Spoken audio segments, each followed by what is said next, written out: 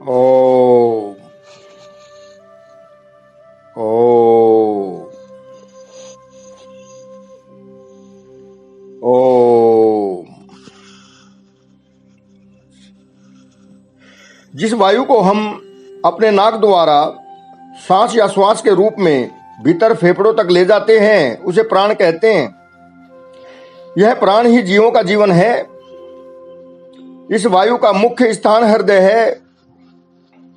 इसका वर्णन आयुर्वेद शास्त्र में मिलता है और भी कई शास्त्रों में प्राण तत्व का वर्णन मिलता है।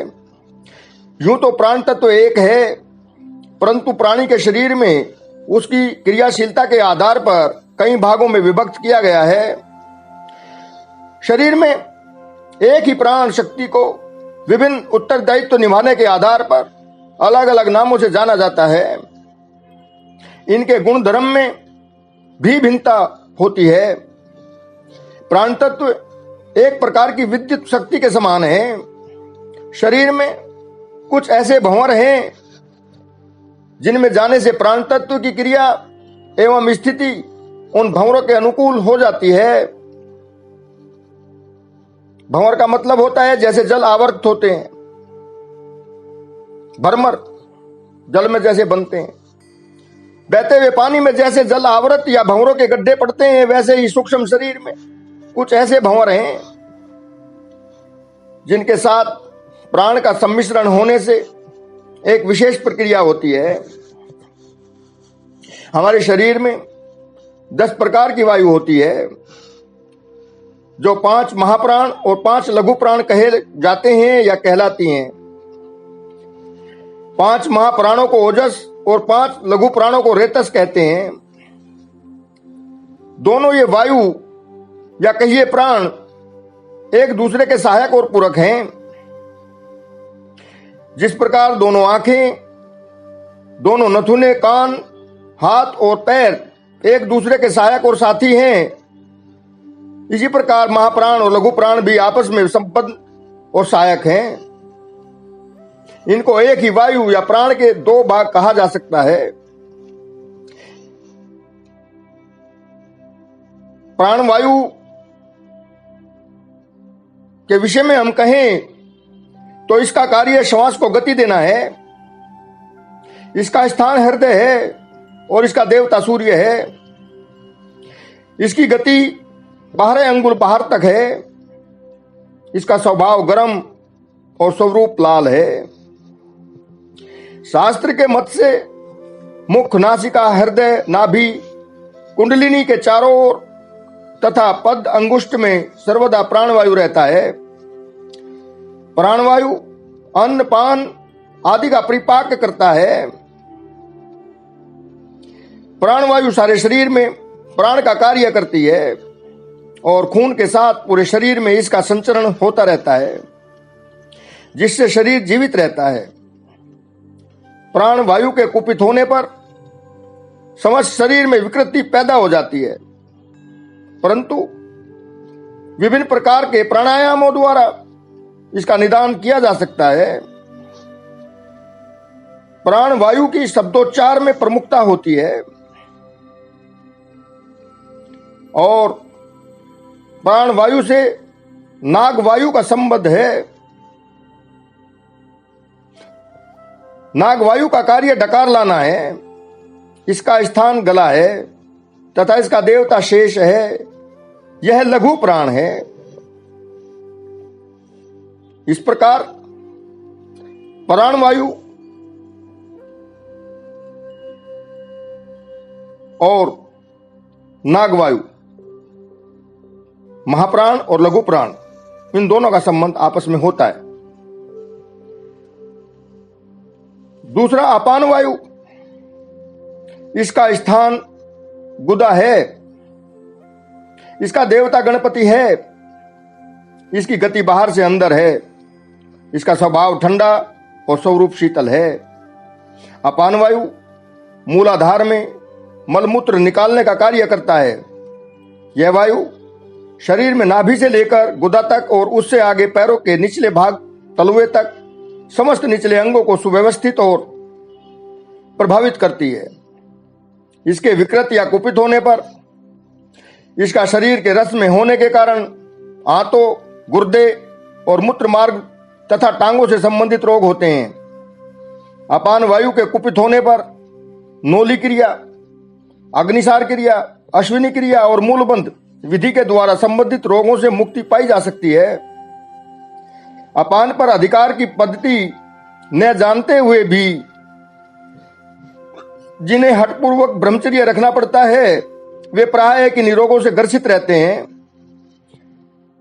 गुह्य, लिंग, उरु, जानु, उदर, पेडु, कटी, नाभि,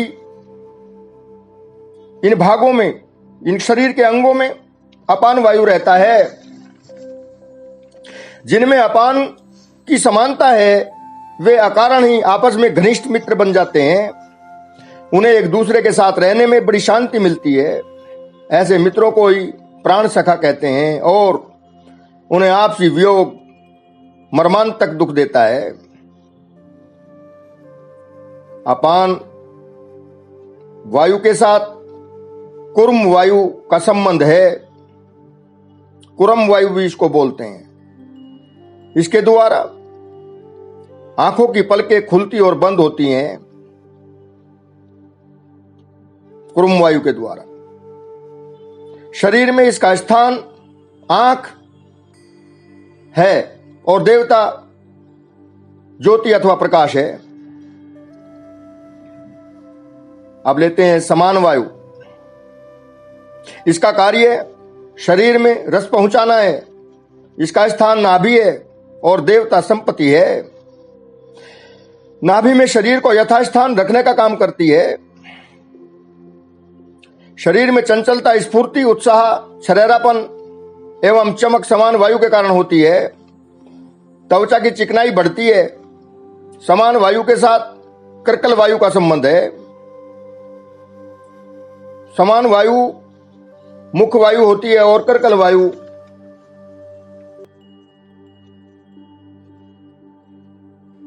लघु वायु होती है। कर्कल वायु का काम भोजन को हजम करना है। शरीर में इसका स्थान पेट है और कर्कल वायु का देवता मंद अथवा जठराग्नि होता है। त्वचा की चिकनाई, कोमलता व चमक में कर्कल प्राण का अस्तित्व परिलक्षित होता है। कर्कल कफ का प्रतिनिधि है और समान वायु पित्त का प्रतीक है। खूब भूख लगना, अधिक आहार करना, जल्दी पचा लेना, सर्दी के प्रभाव से व्यवस्थित न होना समान प्राण की विशेषता है। जिनमें समान वायु कम होता है वे सर्दी बर्दाश्त नहीं कर पाते। सर्दी के मौसम में उनका शरीर लुंज पुंज सा हो जाता है। कान, उंगलियां तथा पैरों को बड़ी ठंड लगती है। ऐसे लोगों का जो समान वायु की कमी से ग्रसित हैं, जरा से खाने से पेट भर जाता है। गर्मी का मौसम उनकी प्रकृति के अधिक अनुकूल पड़ता है। समान वायु का स्वास्थ्य से गहरा संबंध है। ऐसे लोगों की नाड़ी पतली चलती है। इंद्रियों की रसानुभूति समान प्राण के आधार पर घटती बढ़ती रहती है, ऐसा शास्त्र कहते हैं। समान प्राण वालों में स्वादिष्ट भोजन पदार्थ, मनोरम दृश्य, मधुर ध्वनि, सुखद स्पर्श, सुरभित गंध को ठीक से ग्रहण करने और इनसे आनंदित होने की अक्षमता होती है। लेकिन जिनका समान प्राण घट जाता है वह सभी प्रकार की सुखद परिस्थिति होते हुए भी खिन्न, दुखी, असंतुष्ट एवं झुंझलाया हुआ रहता है और देह में कहीं न कहीं कष्ट होता रहता है।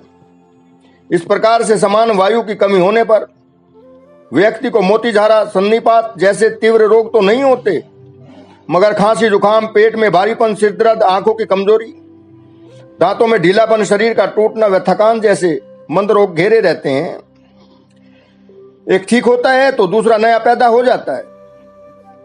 समान पित्त का और कर्कल वायु कफ का प्रतिनिधि होने के कारण जब दोनों मिलते हैं तो बाध बनता है और इन तीनों के आपस में उलझने पुलझने, घटने बढ़ने से बीमारी तंदुरुस्ती का चक्र घूमता है। जैसा आम कहावत है कि बीमारी की, रोगों की जड़ पेट में है। इसका अभिप्राय यही है कि नाभि चक्र के निवासी समान और कर्कल प्राण ही हमारे शरीर के अधिपति हैं। व्यक्ति का इन पर अधिकार होने से चिरस्थायी स्वास्थ्य का स्वामित्व प्राप्त होता है। हमारे शरीर में 206 हड्डियां पाई जाती हैं, ऐसा डॉक्टर बोलते हैं, ऐसा शास्त्र कहते हैं। समान वायु हड्डियों में स्थित होने के कारण शरीर की समस्त हड्डियों का आपस में समन्वय बनाकर रखती हैं, जिससे शारीरिक संतुलन बना रहता है। समान वायु के कुपित होने से हड्डियां कमजोर हो जाती हैं तथा इनमें संतुलन नहीं रह पाता, हड्डियां टेढ़ी मेढ़ी होने लगती हैं। समान वायु मणिपुर चक्र से अनाहत चक्र को जोड़ती हैं। इसका उपचार क्रिया योग द्वारा किया जा सकता है। क्रिया योग एक समाधि की अवस्था कहलाती है, जिससे हमारा मन समस्त क्रियाओं को भूलकर एकाग्र होता है और जब समग्रता के साथ मन का योग होता है, इसी को क्रिया योग कहते हैं। और छींक करना या छींक का आना कर्कल वायु का कार्य है। नेक्स्ट हम लेते हैं उदान प्राण या उदान वायु। उदान वायु का निवास कंठ है और कंठ में रहकर शरीर की वृद्धि करता है। सर्वसंधि तथा हाथ पैरों में उदान वायु रहता है। सभी जोड़ों और हाथों पैरों में उदान वायु की उपस्थिति होती है। उदान वायु का देवता इंद्र है। उदान प्राण का निवास कंठश्री और समृद्धि का स्थान है। लक्ष्मी जी का केंद्र कंठकूप की स्फुटा ग्रंथि को माना गया है। लक्ष्मी जी की पूजा और स्फुटा ग्रंथि के उत्तेजन से निर्मित कंठ में स्वर्णाभूषण धारण किए जाते हैं। स्फुटों पर धातुओं और रत्नों का जो प्रभाव पड़ता है, उसे जानने वाले गले में रत्न, कवच, आभूषण एवं मालाएं धारण करते हैं और उनके सूक्ष्म परिणामों से लाभान्वित होते हैं। उदान वायु के परिपूर्ण होने से व्यक्ति को जो वे सामर्थ्य, शक्तियां या योग्यताएं, विशेषताएं और चतुराइयां प्राप्त होती हैं, जिनके कारण सांसारिक आवश्यकताओं की वस्तुएं प्रचुर मात्रा में उपलब्ध होती रहती हैं। जीवन उपयोगी कोई भी ऐसी वस्तु नहीं है जिसे उदान प्राण की सामर्थ्य से प्राप्त ना किया जा सके। जिनकी स्फुटा ग्रंथि जागृत है, वे कभी भी अभावग्रस्त नहीं रह सकते। उनकी हर उचित आवश्यकता समय पर पूरी हो जाती है। धनी, अमीर, संपन्न होना, लक्ष्मीपति बनना, व्यापारी और बड़ा आदमी बनना और वैसे घर में जन्म पाना, वैसी आकस्मिक सहायता प्राप्त होना, वैसे अवसर, सुझाव या मित्र मिल जाना उदान प्राण के शक्तिशाली होने पर निर्भर करता है। ऐसा ज्योतिष शास्त्र भी कहता है। स्फुटा में उदान प्राण के संपर्क में एक ऐसी चैतन्य स्फुरना उत्पन्न होती है जो अदृश्य लोक में छुपे हुए भविष्य का पता पाती रहती है। उसे अज्ञात रूप से अनायास ही ऐसा आभास होता रहता है कि यह करना ठीक है और यह करना अनिष्टकारक होगा। ऐसा एक अज्ञात शक्ति उसका पथ प्रदर्शन करती सी मालूम होती है। उदान वायु के साथ देवदत्त वायु का संबंध है। जम्हाई लेना देवदत्त वायु का कार्य है। देवदत्त वायु सूक्ष्म प्राण, आध्यात्मिकता और संपदाओं का स्वामी है। अष्ट सिद्धियां, नव सिद्धियां देवदत्त से संबंधित हैं। शाप, वरदान, दूर श्रवण, अनिमा, महिमा, गणि, लगीम, लघिमा आदि चमत्कारों का केंद्र यही है। जिसके कंठकूप का देवदत्त प्रभुत्व होता है, ऐसा पुरुष महाचमत्कारी परम सिद्ध पुरुष बन जाता है। वह चाहे तो प्राण बल से अद्भुत उथल पुथल कर सकता है। देवदत्त वायु द्वारा स्तन में दूध पैदा होता है। शरीर में इसका स्थान छाती के नीचे है और इसका देवता कामदेव है। उदान वायु हृदय से लेकर सिर और मस्तिष्क तक प्रभावित करती है। उदान वायु के कुपित होने पर यह स्नायु तंत्र से संबंधित हृदय, सिर और मस्तिष्क के रोगों को जन्म देती है। उदान वायु कुपित होने पर उज्जयी, भ्रामरी और विपरीत करनी मुद्रा का अभ्यास लाभकारी है। और इसके बाद लेते हैं व्यान वायु या कहिए के व्यान प्राण। व्यान प्राण का काम रस को निर्मल करके पहुंचाना है और हरकत करना है। दिग्पाल इसका देवता है। व्यान वायु का स्थान मस्तिष्क का मध्य भाग है। यह अन्य चारों प्राणों का नियंत्रण करता है। दोनों कानों के बीच एक रेखा खींची जाए और दूसरी रेखा भूमध्य भाग से लेकर सिर के पीछे तक खींची जाए तो दोनों जहां मिलेंगी वह स्थान त्रिकुटी कहा जाता है और यही व्यान वायु का स्थान माना जाता है। व्यान प्राण का संबंध और सहायक धनंजय वायु है, धनंजय प्राण है।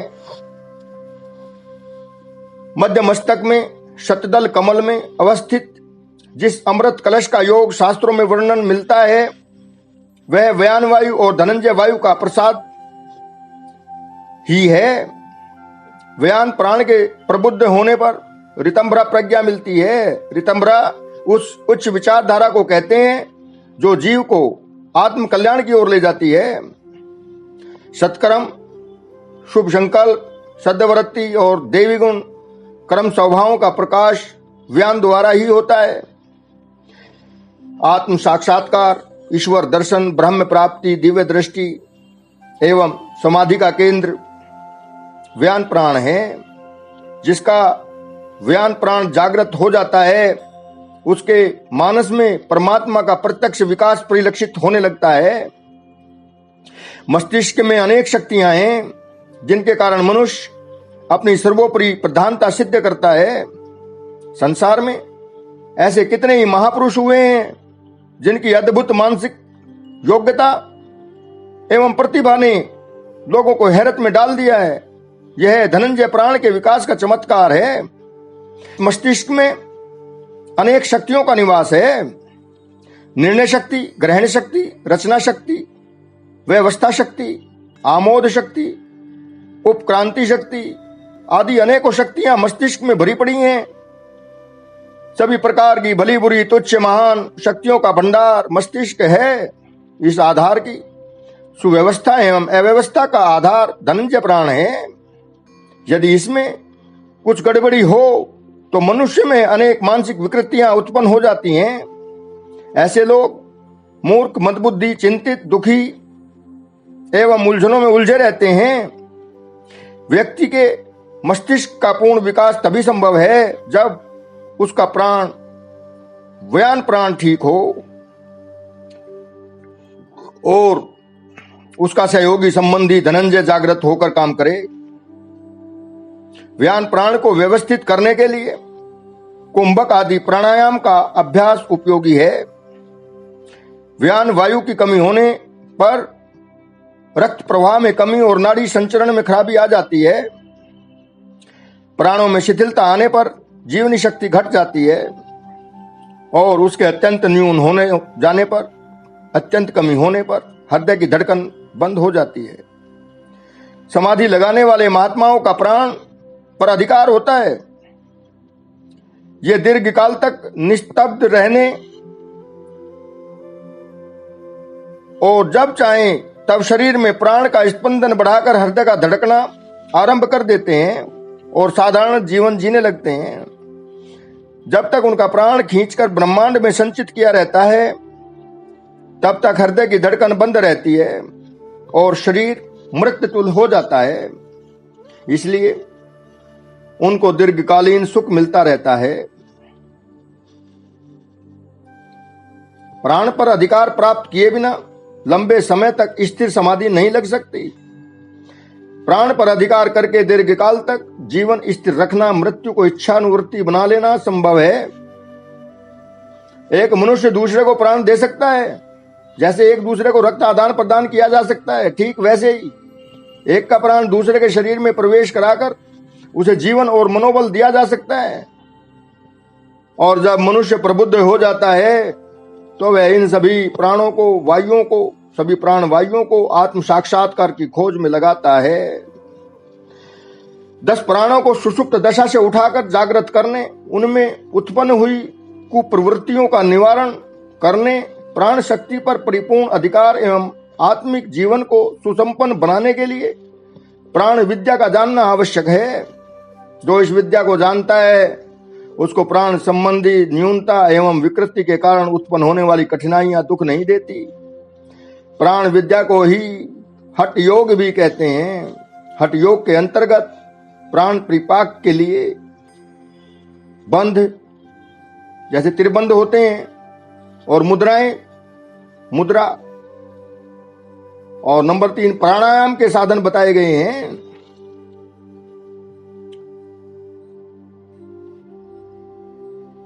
ओम ओम